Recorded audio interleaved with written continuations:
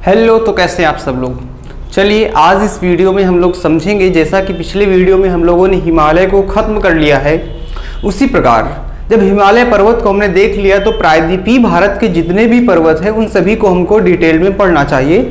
और यही कारण है कि इस वीडियो के माध्यम से हम लोग डिटेल में एनालिसिस करेंगे। किसके बारे में करेंगे?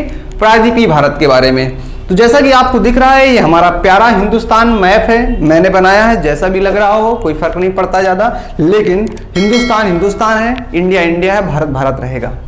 तो चलिए आज हम आपको इस वीडियो में बताने वाले हैं कि कैसे हम लोग चालू करेंगे और फिर उसके बाद हम पहला यहाँ पर एक पर्वत ले लेंगे और वहां से शुरुआत कर देंगे। जैसा कि अगर हम देखें हिमालय की पोजीशन यहाँ पर है, यहाँ से लेते हुए आपका था, तो हिमालय की अगर हम बात भी देखें, भारत में जितना भी पर्वत और पठार है वो सब प्रायद्वीपीय भारत का हिस्सा है। प्रायद्वीपीय भारत के हिस्से में आपका सबसे पहले आपका आ जाता है अरावली पर्वत। आज हम अरावली पर्वत के बारे में देख लेंगे। मालवा का पठार, अरावली पर्वत की पोजीशन लगभग यहाँ पर है, फिर मालवा का पठार आता है, फिर विंध्याचल पर्वत आपका आता है, उसके बाद सतपुड़ा पर्वत आता है जो ब्लॉक पर्वत के रूप में नाम जाना जाता है। ये ऑर्डर से लिखे हुए हैं, उत्तर से दक्षिण की ओर एक ऑर्डर सेट है आपका। इसके बाद आपका सतपुड़ा के बाद नीलगिरी पर्वत है, फिर अन्नामलाई पर्वत है, जैसा कि आपने देख रखा है, ये ऑर्डर लगा हुआ है। फिर आपका कार्डामम की पहाड़ियां हैं जिसे इलायची हिल कहा जाता है, इलायची की पहाड़ियां भी कहा जाता है। फिर अगर हम थोड़ा सा इधर पूर्व की ओर आ जाएं तो छोटा नागपुर का पठार आपका उड़ीसा झारखंड हो गया आपका। फिर और इसके जाए पूर्व में, तो पूर्व में मेघालय में आपका पड़ता है शिलोंग का पठार। और इसके बाद आते हैं, अगर थोड़ा सा बैकवर्ड आ जाए यहाँ पर, तो पूर्वी घाट, पश्चिमी घाट, पूर्वी घाट, ये आपका पश्चिमी घाट यहाँ से रिलेटेड इतनी चीजें आपको पढ़ लेनी चाहिए। ये पूरा का पूरा प्रायद्वीपीय भारत है, छोटा नागपुर पठार पठार तक। इसके बाद यहाँ पर एक गैप आता है जिसको मालदा गैप बोलते हैं, और इधर शिलांग का पठार है। जब ये प्रायद्वीपीय भारत हिमालय से टकराया था, उस दौरान हिमालय से टकराने पर इसका जो पूर्वी हिस्सा था वो टूटकर अलग हो गया था, वही शिलांग का पठार आपको बनाया। तो इसके बीच में एक पहाड़ी टाइप है जिसको हम क्या बोलते हैं, राजमहल की पहाड़ियां कहा जाता है। ठीक है, अब हम लोग ये हमने बेसिक आइडिया ले लिया कि साहब इतनी चीजें हमको कम से कम अभी और पढ़नी है, और अगर हम इतनी चीजें पढ़ लें तो ये मान के चलिए कि पर्वतों पर आपकी कमांड बन जाएगी, भारत के सभी पर्वतों से संबंधित। और पर्वत अगर आपने पढ़ लिए तो मैदान, नदियां, इसके बाद अगर आप देखें पठार, द्वीप, यही तो लेकर पूरा भारत कंप्लीट करता है। ज्योग्राफी, इंडियन ज्योग्राफी यही तो कंप्लीट करेगा। एक मोटा जहां से अच्छे संख्या में बनने वाले प्रश्नों को आप कवर कर लेंगे। तो चलिए शुरू करते हैं आज के इस प्रायद्वीपीय भारत के पर्वतों की कहानी को। और यहां से कुछ पहले देखिए, अरावली पहला हमारा टॉपिक होगा, अरावली पर्वत को हम लोग पढ़ेंगे, लेकिन उससे पहले हमें कुछ चीजें और भी पढ़ लेनी चाहिए, समझ लेनी चाहिए, जहां से आपके बारे में, बिंदु के बारे में आपको इंपॉर्टेंट फैक्ट देता है। तो वो प्रायद्वीपीय भारत के बारे में थोड़ा सा बात करते हैं। इसको जरा सा यहाँ पर इरेज करते हैं और प्रायद्वीपीय भारत के बारे में कुछ बिंदु, कुछ आपके पॉइंट हैं, उनको जरा यहाँ पे समझने का प्रयास करते हैं। ठीक है, और इसके बाद फिर अरावली पर्वत हम लोग शुरू कर देंगे। तो आप बिल्कुल एकदम मजे के साथ पढ़ाई करते रहो और शुरू करते हैं। बस बेसिकली अगर हम बात करें प्रायद्वीपीय भारत के बारे में बात करते हैं थोड़ा सा। भाई साहब, प्रायद्वीपीय भारत के अगर हम बारे में बात करें थोड़ा सा, तो हम क्या कह सकते हैं प्रायद्वीपीय भारत के बारे में? प्रायद्वीपीय भारत के बारे में कहा जा सकता है, प्रायद्वीपीय भारत के बारे में पहला फैक्ट आप ये कह सकते हो, ये जो हिस्सा है ना प्रायद्वीपीय भारत, ये हिमालय से पुराना हिस्सा है, यानी कि ये हिमालय से पुराना है। अच्छा, हिमालय से पुराना है। ये आप फैक्ट लिखते चलिएगा, कुछ फैक्ट हैं, कुछ ओरल में बोल दूंगा, कुछ फैक्ट लिख दूंगा यहाँ पर, तो उनको समझते चलना है। ये क्या है, हिमालय से पुराना है। दूसरा चीज, अगर हम इसका विस्तार देखें, विस्तार, तो विस्तार कैसे, आपका उत्तर पश्चिम में क्या है, अरावली पर्वत है, इसके अरावली है। देखो अब यहां से शुरू हो रहा प्रायद्वीपीय भारत, उत्तर पश्चिम से अरावली, सो होते हुए कहां जा रहा है, मध्य में मालवा का पठार, मालवा का पठार से लेकर के पूरब में छोटा नागपुर का पठार। ठीक है, छोटा नागपुर का पठार, और इसके बाद दक्षिण में आपका कहां तक, इलायची की पहाड़ियों तक। इसका कहां तक, इलायची की पहाड़ियों तक।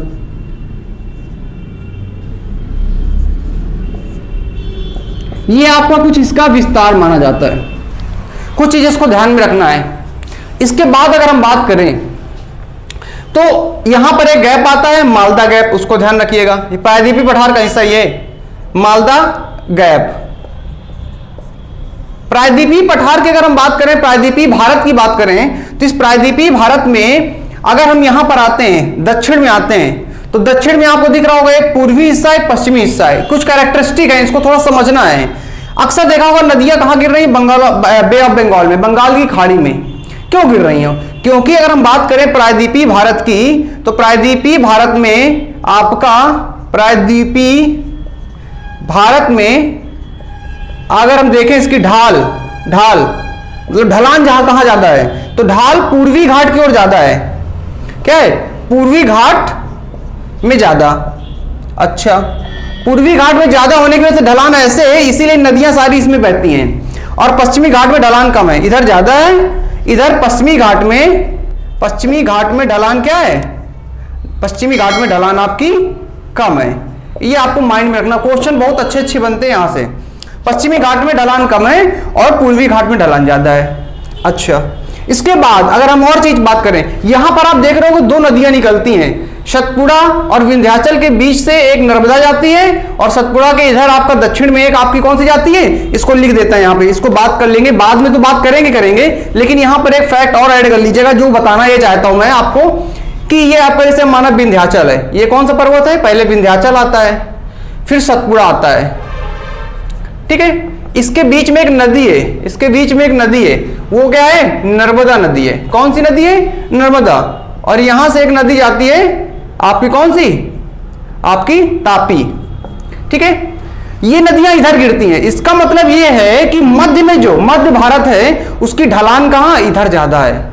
तभी तो ये आपका ढलान अगर इधर ना होती तो भैया ये नदियां आपकी अरब सागर में कैसे गिरती? इधर की ओर बह सकती थी। लेकिन इसका मतलब ये बीच में ढलान कैसा है? भारत का हिस्सा ऐसे ढलान आपका इधर की ओर ज्यादा है। तो इस तरह से आपका थोड़ा सा समझने का प्रयास कर रहे थे। अब चलिए हम लोग शुरू करते हैं आपका अरावली पर्वत से, शुरू करते हैं कहानी को, और अरावली पर्वत से लेते हुए एक लेते हुए हम लोग सारे पर्वतों को यहां पर पढ़ लेंगे, और बड़ी ही आसानी से हम लोग यहां पर समझेंगे आपका पूरे प्रायद्वीपीय भारत के पर्वतों को। और देखते जाइएगा कितनी आसान तरीके से हम लोग यहां पर सभी चीजों को एनालिसिस करते हुए पढ़ेंगे। तो हेडिंग डाल लीजिए आप लोग भैया, कौन सा? अरावली पर्वत। बहुत ही इंटरेस्टिंग है अरावली पर्वत, हेडिंग डाल लीजिए।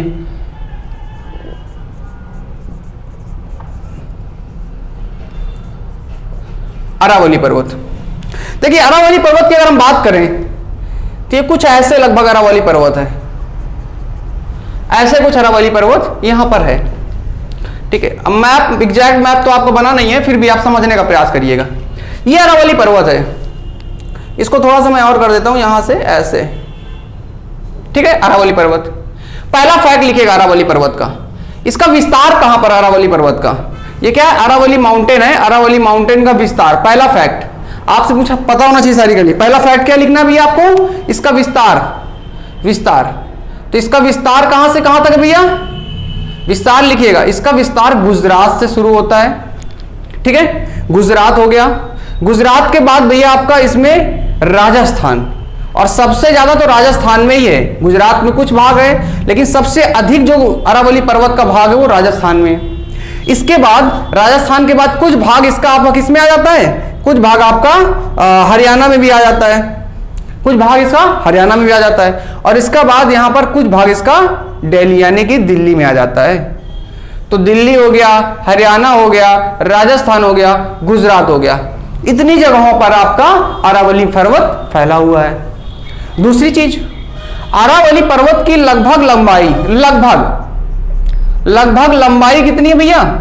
इसकी लगभग लंबाई कहां है? 800 किलोमीटर है। कितना साहब? 800, ठीक है। 800 किलोमीटर इसकी लगभग लंबाई है। दूसरा एक फैक्ट और क्या लिख सकते हैं साहब? अरावली पर्वत की शुरुआत गुजरात में कहां से शुरू होती है साहब? अगर हम ये बात करें गुजरात का, और ये वाला पोर्शन आपको कैसा, इधर वाला पोर्शन हो गया, तो ये गुजरात के कहां शुरू होता है? दूसरा फैक्ट, नेक्स्ट फैक्ट लिख लीजिएगा। ये गुजरात के पालमपुर से दिल्ली के रायसीना हिल की पहाड़ी तक जाता है। रायसीना पहाड़ी तक जाता है, ये फैक्ट है, पहाड़ी तक जाता है। अच्छा, तो एक फैक्ट हमने ये देखा कि साहब ये गुजरात के पालमपुर से लेकर के दिल्ली के रायसीना हिल तक जाता है। कई बार आपको दिल्ली के पास एक मजनू का टीला पड़ता है रायसीना हिल के, इसी में राष्ट्रपति भवन आपका बना हुआ है। ये रायसीना हिल पे क्या बना हुआ है? राष्ट्रपति भवन बना हुआ है, राष्ट्रपति भवन आपका बना हुआ है। अच्छा, यहां पर आपका दिल्ली के टीला पे, दिल्ली का टीला एक मजनू का टीला भी कहा जाता है, इसके पास तक जहां तक जाती है मजनू के टीला, मजनू की टीला तक ये आपका इसका विस्तार माना जाता है। तो कुछ भी लिखा हो, बस आपको मोटा मोटा समझना, गुजरात के पालमपुर से लेते हुए दिल्ली के रायसीना पहाड़ी तक जाता है, मजनू के टीला तक कहें आप, ठीक है ना। इसी रायसीना हिल में राष्ट्रपति भवन स्थित है। अच्छा, ये हमने फैक्ट समझ लिया। इसके बाद इसके अरावली पर्वत में एक फैक्ट और समझते हैं साहब। क्या समझते हैं साहब? अरावली पर्वत की सबसे ऊंची चोटी कौन सी है? एक क्वेश्चन तो ये भी बनेगा ना, कोई पर्वत होगा, उस पर्वत में, या उससे पहले आप समझ लो, एक पॉइंट यहां पर और लिख लो, अरावली पर्वत का, अरावली का सर्वाधिक क्षेत्र कहां आएगा? सर्वाधिक क्षेत्र आपका जो है वो आता है राजस्थान के हिस्से में। कहां आता है? राजस्थान के हिस्से में आता है, ठीक है। मैक्सिमम एरिया राजस्थान में एरिया में पड़ जाता है। अच्छा, चलिए, इसके बाद इस अरावली पर्वत की सबसे ऊंची चोटी, ये अगला प्रश्न बनता है साहब। सबसे ऊंची चोटी पता होना चाहिए साहब आपको। सबसे ऊंची चोटी कौन सी है भैया? कमेंट सेक्शन में बताओ आप लोग। सबसे ऊंची चोटी कौन सी है साहब? सबसे ऊंची चोटी आपकी है गुरु शिखर। क्या है साहब? गुरु शिखर। ये अरावली पर्वत की सबसे ऊंची चोटी कहलाती है साहब। कहां स्थित है अरावली? ये आपका गुरु शिखर कहां पे? तो ये जो अरावली पर्वत है ना, यहां पर एक आपका पड़ता है प्लेस माउंट आबू। क्या पड़ता है? माउंट आबू। तो ये माउंट आबू में स्थित है। किसमें स्थित है? माउंट आबू में स्थित है। अरावली पर्वत की सबसे ऊंची चोटी कौन सी है? गुरु शिखर है। कहां स्थित है? माउंट आबू में स्थित है। बहुत आसान फैक्ट है, बहुत आसान फैक्ट, इसको ध्यान में रखिएगा, बहुत आसान फैक्ट है। अरावली पर्वत की सबसे ऊंची चोटी कौन सी है? गुरु शिखर। कहां स्थित है? माउंट आबू में। अच्छा, अब माउंट आबू को एक चीज और याद रखिएगा, इसे राजस्थान का शिमला भी कहा जाता है। अगर आपसे क्वेश्चन पूछ ले राजस्थान का शिमला किसे कहा जाता है, तो वो आपका माउंट आबू कहा जाता है। इसको एक फैक्ट यहां पर आप लिखना चाहें लिख लीजिए। राजस्थान का शिमला कहा जाता है। क्या कहा जाता है भैया? शिमला कहा जाता है। किसको कहा जाता है? राजस्थान का शिमला कहा जाता है। किसे? माउंट आबू को। अच्छा, इसकी लंबाई लगभग कितनी होगी? ऊंचाई कितनी होगी? गुरु शिखर की जो ऊंचाई है वो लगभग कितनी है? इसकी ऊंचाई है लगभग 1722 मीटर, जहां तक मैं समझ पा रहा हूं। हाँ, 1722 मीटर। गुरु शिखर की लगभग ऊंचाई आपकी 1722 मीटर है आपकी। तो ये कुछ आपके फैक्ट किससे रिलेटेड है? ये आपके इससे रिलेटेड फैक्ट्स हैं, ठीक है ना। अच्छा, एक फैक्ट इसमें और लिख लीजिएगा। ये जो अरावली पर्वत है ना, अरावली पर्वत, इसे दक्षिणी राजस्थान में किसी नाम से बुलाया जाता है। दक्षिणी राजस्थान में इसे जरगा की पहाड़ी कहा जाता है। जरगा की पहाड़ी, सॉरी जरगा, ही है जरगा की पहाड़ी कहा जाता है। इसको आप अंडरलाइन कर लीजिएगा, जरगा की पहाड़ी कहा जाता है, ठीक है। ये आपका थोड़ा सा ध्यान में रखना है। जरगा की पहाड़ी कहा जाता है दक्षिणी राजस्थान में। किसको? अरावली पर्वत को कहा जाता है, ठीक है। अच्छा, इसके बाद थोड़ा सा आते हैं। अब ये पर्वत है, आपको देखा होगा यहां पर आपका थार का मरुस्थल भी है। थार का मरुस्थल कहां पे? लगभग इधर क्षेत्र में, ये वाले क्षेत्र में। तो ये कौन सा क्षेत्र कहलाएगा? अरावली का पश्चिमी भाग कहलाएगा। तो पश्चिमी क्षेत्र मरुस्थलीय है, तो आप कह सकते हो अरावली का पूर्वी जो क्षेत्र है, अब ये जो दक्षिण पश्चिम मानसून उठता हुआ जाता है, अरावली पर्वत से टकराता है और उसके बाद राजस्थान से वापस आ जाता है।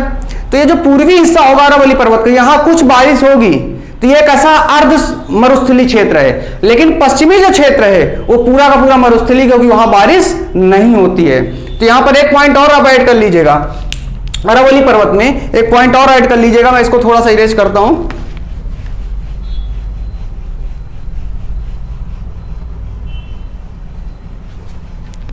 ठीक है, इसको आप एक पॉइंट यहां पर ऐसे ऐड कर लीजिएगा। अरावली पर्वत में, अरावली पर्वत का के पूर्वी भाग और आपका एक पश्चिमी भाग, ऐसे लिख लिया हमने। ठीक है, दो हो गई। जो पूर्वी भाग है ये अर्ध मरुस्थलीय है, मरुस्थलीय क्षेत्र भी है लेकिन यहां पर उतनी प्रचुर मात्रा में क्योंकि बारिश नहीं होती है क्षेत्र।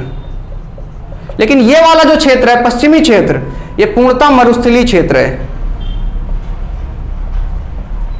मरुस्थलीय क्षेत्र है और यहां बारिश नहीं हो पाती। उसके पीछे दूसरा रीजन और है, क्योंकि अरावली पर्वत ऐसे है लंबाई में और यहां से उठने वाला जो मानसून होगा वो इधर से अगर टकराता तो है, लेकिन ये वाला मानसून यहां से निकल जाता और टकराता नहीं है, जिसकी वजह से यहां पर बारिश नहीं हो पाती है, क्योंकि कोलाइड करने के लिए कोई क्षेत्र नहीं है, रुकावट पैदा करने के लिए पैरेलल आपका मानसून जाता है, इस कारण इस क्षेत्र में बारिश ही नहीं होती है। ठीक है, इधर ही आपका क्या है, गंगा नहर जिला आपका, यहाँ पे क्या है, गंगानगर जिला एक पड़ता है, गंगा नगर जिला, यहीं से होते हुए क्या इंदिरा गांधी कैनाल जाती है।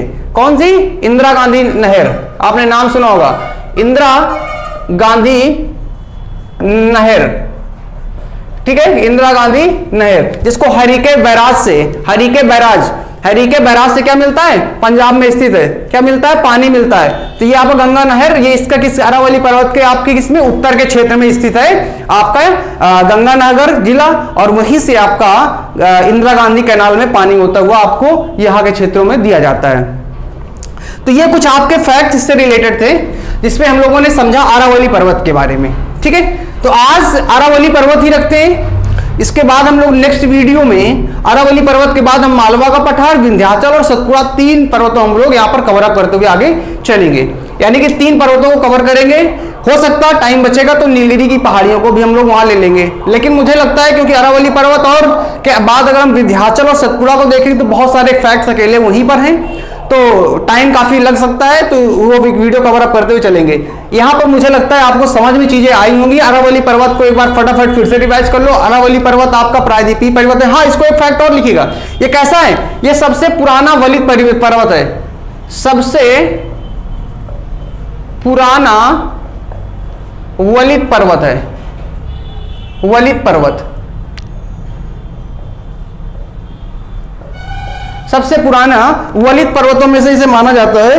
ठीक है, तो अरावली पर्वत के बारे में आपने देखा। अरावली पर्वत की सबसे ऊंची चोटी कौन सी है, गुरु शिखर है, 1722 की लंबाई है। कहां पर स्थित है, माउंट आबू में। माउंट आबू को राजस्थान का शिमला कहा जाता है। ठीक है, इसके बाद आपने पढ़ा इस विस्तार, इसका लगभग लंबाई इसका गुजरात से लेकर, राजस्थान से लेकर, हरियाणा से लेकर के दिल्ली तक जाता है। इसके बाद दिल्ली में आपका रायसीना हिल तक जाता है, जहां पर राष्ट्रपति भवन भी स्थित है। गुजरात के पालमपुर से इसकी शुरुआत होती है लगभग। ठीक है, इस तरह से आपका कहीं ना कहीं इसका राजस्थान के लगभग मौसम में बहुत बड़ा इसका प्रयोग है, क्योंकि इसके पश्चिमी भाग में बारिश होती नहीं है, पूर्वी भाग में बारिश होती है। ठीक है, इस तरह से कुछ फैक्ट्स आपके थे इस वीडियो में, जिसको हम लोगों ने समझा, और आशा करते हैं आपको वीडियो पसंद आया होगा। अगर पसंद आया है तो आप इस वीडियो को जरूर शेयर करें, लाइक करना ना भूलें और सब्सक्राइब जरूर करें। मिलते हैं अगले वीडियो में, तब तक के लिए नमस्कार, जय हिंद।